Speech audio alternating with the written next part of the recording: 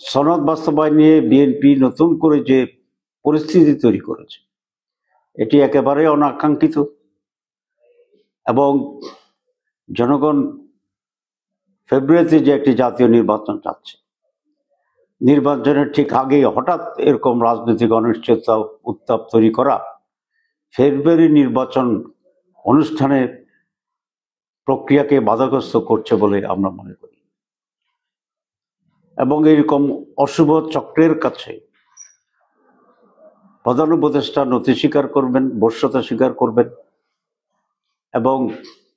ষড়যন্ত্রের কাছে নথি স্বীকার করে উনি সনদকে আইনি ভিত্তি দেওয়ার ক্ষেত্রে পিছিয়ে যাবেন, এটা আমরা আশা করি না। আমরা ওনার কাছে এই আশাই করি যে সংস্কার রিফর্ম ছিল ওনারই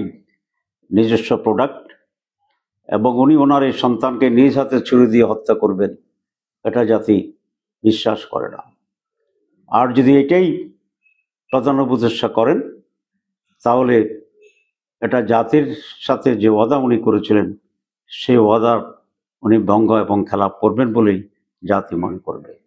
আমরা আশা করি উনি দৃঢ় ভূমিকা পালন করবেন এবং সংস্কার বাস্তবায়নে